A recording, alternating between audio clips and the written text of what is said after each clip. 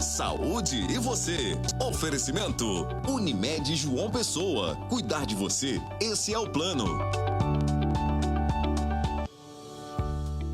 Muito bom dia a você de casa, sejam todos bem-vindos a mais um final de semana aqui na sua TV Arapuã, na sua casa, no programa Saúde e Você. E hoje o programa está bem recheado, a gente vai falar sobre fibrose cística. Você sabe o que é essa doença? Um nome meio complicado, né? Mas o especialista vai estar aqui no estúdio para conversar e esclarecer todas as dúvidas sobre esse problema.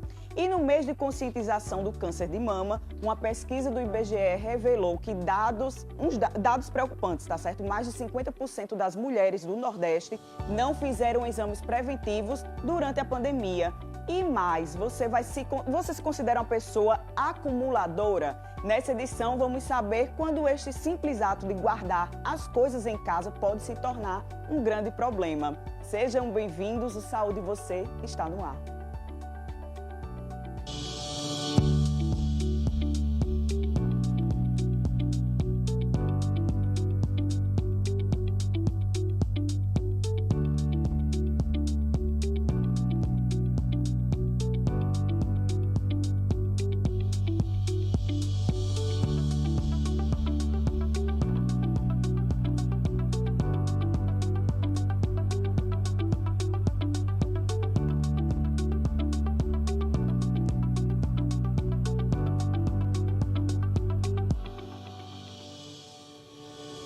Começando o Saúde e Você deste final de semana, sejam bem-vindos mais uma vez.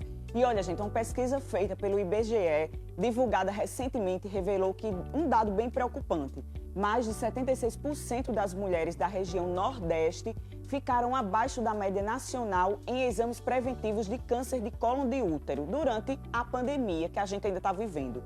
E o pior, menos de 50% dessas mulheres não haviam realizado os exames de mamografia no período de menos de 2 anos para cá. Acompanhe agora na nossa reportagem. As mulheres mais instruídas e com melhor renda se cuidam mais. A comprovação veio através de uma pesquisa do IBGE. Em 2019, na Paraíba, 85% das mulheres entre 25 e 64 anos, com até o ensino fundamental incompleto, realizaram o exame de Papa Nicolau, que detecta o câncer do colo do útero. Mas entre o grupo que possui o ensino superior completo, o índice sobe para 96,5%. Se analisar os dados por região, o Nordeste fica abaixo da média nacional. Enquanto que no Brasil, 81,3% das mulheres fizeram o mesmo exame, só 76,4% delas fizeram aqui no Nordeste. A pesquisa constatou que há uma correlação positiva entre nível de escolaridade e renda e realização de exames, onde as mulheres com maiores níveis de educação formal e residindo em domicílios com a maior renda per capita domiciliar são as que têm as maiores proporções na realização de exames. Se comparar a média do Nordeste com a nacional em relação à procura pela mamografia, o número também é inferior. Enquanto 58,3% das mulheres entre 50 e 69 anos fizeram o exame de mama, na região Nordeste, menos da metade fez. Apenas 49,5%. E na pandemia, essa proporção deve ser ainda menor. O Centro Especializado de Diagnóstico do Câncer, serviço estadual que fica em João Pessoa, faz cerca de 300 mamografias por mês. Antes da Covid-19, era o dobro. A pandemia ela realmente impactou muito na procura dessas mulheres a detecção precoce. Nós caímos de uma produção de quase 5.000 mamografias para, atualmente, 1.900, 2.000 mamografias. Então, o que é que aconteceu? Com essa dificuldade da mulher chegar até o centro, as lesões foram aparecendo e não estão sendo diagnosticadas precocemente, né? As lesões, quando chegam aqui, as mulheres chegam aqui com as lesões, elas já chegam numa fase bem mais avançada. E quando a possibilidade de curar essa mulher é mais difícil, porque ela vai precisar percorrer todo um caminho doloroso, né? Porque não é somente a notícia, mas é toda uma situação que envolve a questão do câncer de mama, por ser um câncer muito mutiloso, né? E doloroso para a mulher. Essa realidade só muda na campanha Outubro Rosa, quando o incentivo é maior para a realização dos exames de mama. Nós alcançamos índices maiores de produção do exame mamográfico no mês de Outubro Rosa, onde é o mês que existe um chamamento, né, despertando as mulheres a necessidade de buscar a saúde mamária. Então, com essa movimentação, nós conseguimos realmente trazer as mulheres, sensibilizar as mulheres para a importância de ela ter o exame garantido, que é por lei, garantido o acesso a elas ao exame mamográfico. Nós atendemos diariamente, de segunda a sexta-feira, os 2 expedientes. A mulher ela pode vir fazer seu exame, ela tem que passar pelo PSF para que ele possa ser requisitado, né? E que possa direcionar para qualquer serviço dentro de João Pessoa. Apesar dos números, a Paraíba se mantém acima da média nacional. 85,4% das paraibanas fizeram o Papa Nicolau, enquanto a média brasileira é de 81,3%. Com relação ao exame de mamografia, a distância é ainda maior. 85,4% fizeram na Paraíba, contra os 58,3% a nível nacional. Foi verificado um aumento na proporção de mulheres que fizeram exames preventivos do Papa Nicolau e nos exames de mama, né, para prevenção do câncer no colo do útero e da mama, mas a pesquisa constatou que mesmo havendo melhoras, inclusive no Nordeste, o Nordeste ainda é a região que tem as menores proporções de mulheres que fazem esses exames. A estratégia de exames de rastreamento permite aumentar as chances de cura do paciente ao detectar o câncer no estágio inicial. Menstruou, essa mulher ela é atendida no serviço voltado para o diagnóstico também do câncer de colo uterino. Para a mama, a partir dos 40 anos. E o que está chamando bastante atenção ao serviço é que as mulheres estão sendo diagnosticadas com mama, com câncer de mama, no estágio avançado e em pacientes cada vez mais jovens, o que está assustando bastante. Nós temos recebido pacientes de 25, 29 anos com câncer de mama. Então, assim, é algo muito preocupante. E a pandemia realmente fez tornar esse painel bastante assustador. As mulheres, ao invés de estarem diagnosticando precocemente a lesão, onde ela tem quase que 100% de cura, se for diagnosticada precocemente, ela está sendo diagnosticada tardiamente. Olha aí, gente, só reforçando, não vamos deixar apenas uma cor de um mês, né, como o Outubro Rosa, fazer com que as mulheres se alertem ainda mais, e sim durante todo o ano, para tentar baixar esses dados aí. A gente viu na matéria cada vez mais jovens tendo câncer de mama, e aí vamos se atentar um pouco a isso, porque é o bem mais precioso que a gente tem, a saúde. Olha, gente, e o nosso tema da entrevista de hoje, você já deve ter ouvido falar, se não ouviu falar, vai ouvir agora, doença do beijo salgado, ou fibrose cística. A gente vai falar o que é a partir de agora. Estou recebendo mais uma vez, fazia tempo que não nos visitava, o doutor Alexandre Araruna, que é pneumologista. Seja bem-vindo, doutor Alexandre, mais uma vez ao Saúde Você. É um prazer sempre recebê-lo, viu? Prazer é meu, Tato, poder estar aqui para colaborar na informação. E aí, doença do beijo salgado. As pessoas devem estar se perguntando, o que é isso? Aí, quando você vai procurar na internet, vê fibrose cística, diz ainda mais, o que é isso? Um nome até estranho. O que é essa doença do beijo salgado, doutor Alexandre? Tato, vamos lá. Primeiro, a gente tem que lembrar que a doença do beijo salgado, como você já abriu, a gente tem o nome oficial dela, fibrose cística, ou alguns conhecem como mucoviscidose. Mas vamos esquecer esses nomes feios.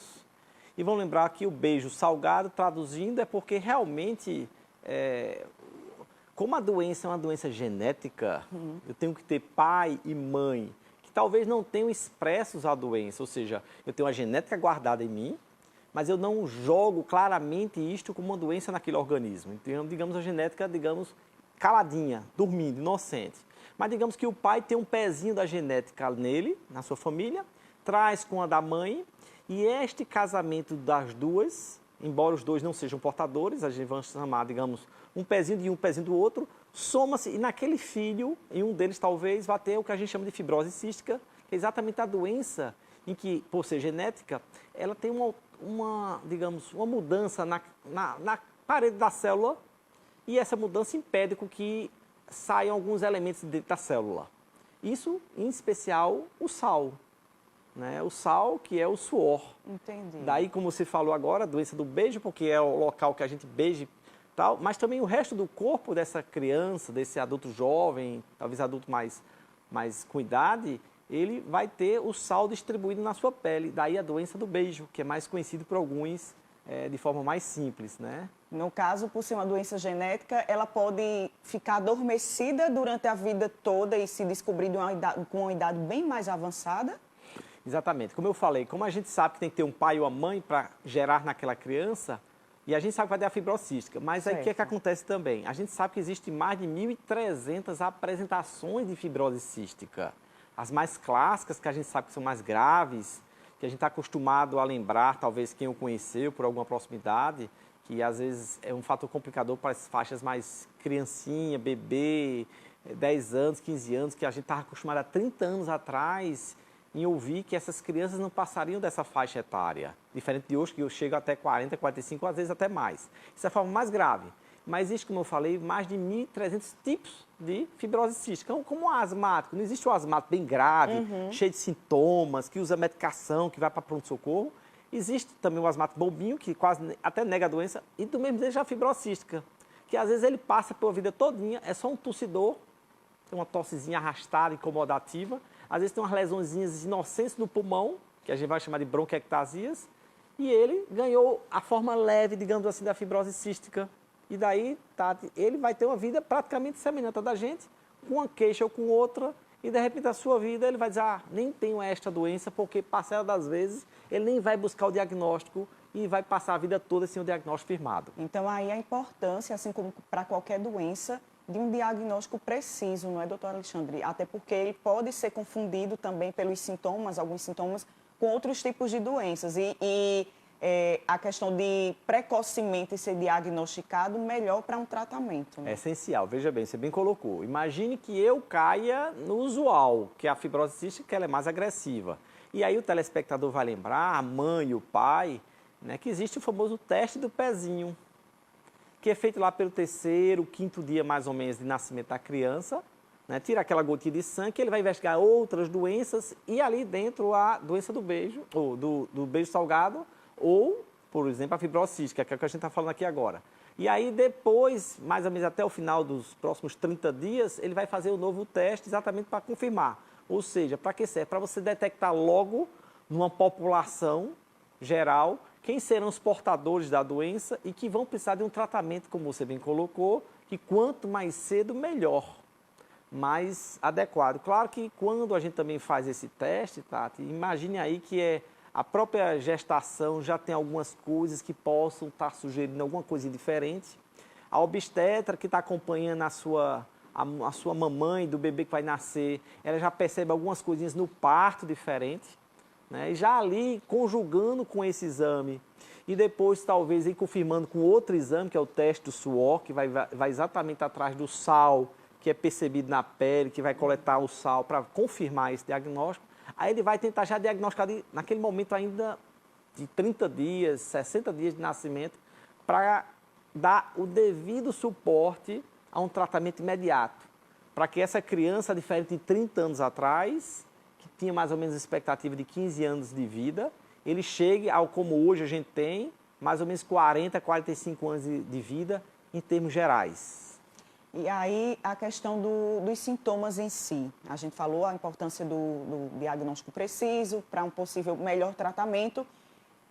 Os sintomas óbvios que a gente possa ter, não, tem algo diferente, possa ser até que eu esteja com fibrose cística. Tem algum sintoma específico, doutor Alexandre? De novo, a gente vai ponderar exatamente como eu falei agora. Existe aquela fibrose cística bem evidente, bem agressiva, clássica, tanto é que há até desconfiança já no período, digamos, da gestação da mamãe, e que quando nasce a obstetra, o pediatra vão perceber algumas alterações, então ali já fica uma clínica mais evidente, uma história mais clássica. Às vezes o bebê nasce pequenininho, magrinho, às vezes pode já ter algumas alterações no hábito intestinal, fica com o intestinozinho preso nos primeiros 2, 3 dias, já não é usual. Já tem algumas alterações que uma percepção de um olho treinado, de um médico, de um profissional, ele já vai perceber, já vai se antecipar para gerenciar.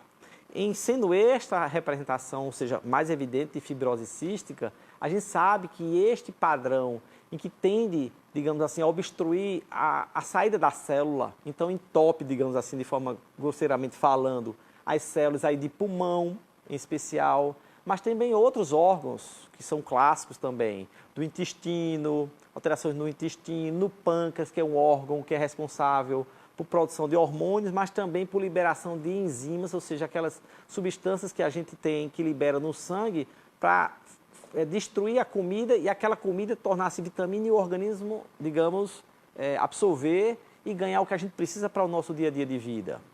Então, nós temos também, dependendo da história, é um paciente, uma criança que vai ter infecção de repetição, vai ter sinusite, infecções de repetição no rostozinho, secreção, sempre que se repete repetição, você precisa dar antibiótico. É uma criança que às vezes vai ser um pouquinho mais magrinha, vai ser um pouquinho menor de tamanho. Dependendo da história, pode ter, por exemplo, umas diarreias mais presentes. E aí a mãe que vai ver lá no sanitário da criança, que ela acabou de sair, vai ver uma sensação de gordura flutuando por ali, uma sensação de gordura junto com as fezes. Ou seja, tem variadas apresentações, dos mais clássicos, que esse é mais fácil de perceber, uma vez que a gente fechou o diagnóstico. Agora imagine aquele, como eu falei, que tem mais de 1.300 representações de fibrose cística, aqueles outros intermediários. E como você bem colocou, às vezes os sintomas vão se misturar com outros que a gente está acostumado a uma pessoa que não tem doença qualquer. É um tossidor, é uma pessoa que teve 1, 2, 3 pneumonias na infância. Às vezes é um asmático que vai queixar de um cansaço. Às vezes ele passa por esse período da vida e não tem nada. E lá para frente ele faz, olha, por que eu nunca engordei na minha vida? Porque minhas fezes às vezes tem um pouquinho de gordura, meio esquisito. É claro que, como a gente está falando de vários tipos de apresentações, para o público que nos ouve agora, vale a informação que ele vai ter que fazer uma análise, porque existem outras doenças que simulam o que eu acabo de falar, né, a depender desde outros tratos, digestório, o geral do paciente, como também o trato respiratório, onde a fibrose cística clássica, evidentemente, deixa marcas muito mais importantes nos pulmões e, claro, uma clínica respiratória muito mais agressiva. Entendi. Doença do beijo salgado, também conhecida como fibrose cística, é o nosso tema daqui do Saúde Você de hoje. Daqui a pouquinho, depois do intervalo, a gente continua a nossa conversa com o Dr. Alexandre Araruna. Até já.